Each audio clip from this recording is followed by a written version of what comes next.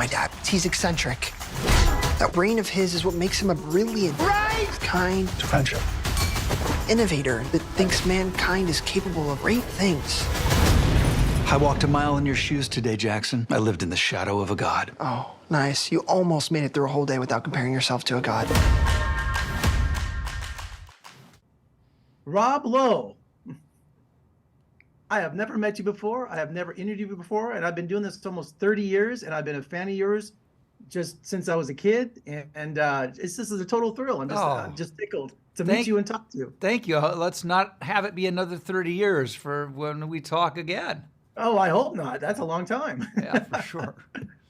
Well, congratulations on Unstable, man. It's a funny show. It's a heartfelt show. It works on so many different levels. So congratulations on that. And you play Ellis Dragon, an eccentric biotech entrepreneur. Is he losing his mind, or is he just a mad genius? Well, and that's the great question. And I don't think we'll ever know the answer to that.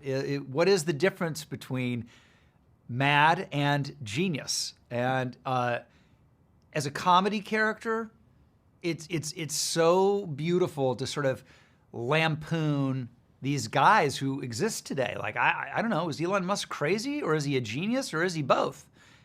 I don't know.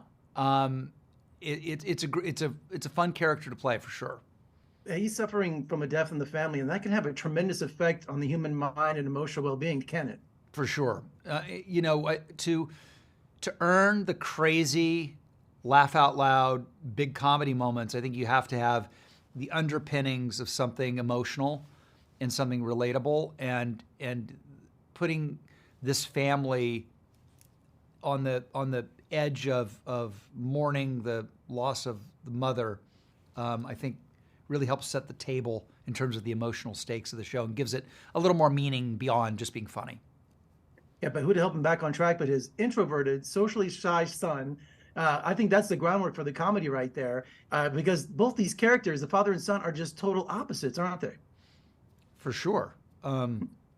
Which, you find. I have two sons. They're both very different, raised the same way, same mother and father, and yet they're both very different. So life is fascinating the way that works. And the father has to struggle to understand his son. The son has to struggle to understand his father. It's sort of a tale as old as time. I'm just so curious. You do this series with your real life son, John Owen, sharing a scene with your son. How do a father and son actors, how do they block that scene, or how do they prepare for that? Well, the scene was really created. The series was really created out of our own actual relationship. So the job for us on set is to make sure it's authentic, is as authentic to us as we can possibly have it be within the confines of these two characters we're playing. So it ends up being very meta. There are times when he'll be saying things to me in character where I'm like, I wonder if he really means that. And I think that's the fun for the audience, is going, wow, this feels real to me. Or maybe it's not. Or maybe it is. Or maybe it's not. And your character is a fast talker. I mean, you have a rhythm to your dialogue, while your son's character is totally different. Yeah, one of the things that I'm really proud of is when I read a script of the show now, I can hear each individual actor's voice, which is really, really hard to do. And it means, A, the writing's good, and it means you've cast the right actors, because everyone is different. Everybody's fully defined. Every character stands on its own, and it's hard to pull that off. And I think you're right. I think that is something, the way that we all seem different. If it isn't a success enough to work a scene with your son or do a series with him, but he's also behind the scenes, producing and all the other credits. So you have to be proud, right? I mean, he's doing it all. Yeah, it's fun I think any dad feels good when, their son goes into business, the family business, and is doing well. Johnny was always a really good writer from elementary school on. He excelled, and I think that's what got him into Stanford. And then when he said he wanted to be an actor, I was like, well, that's fine, but make sure you're writing.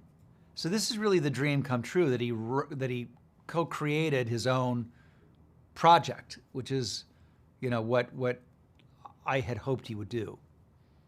Unstable, streaming on Netflix. Rob Lowe, it has been a total thrill. Thank you so much for your time this morning, and come visit us in Las Vegas soon. We'd love to have you. Thank you. Appreciate it.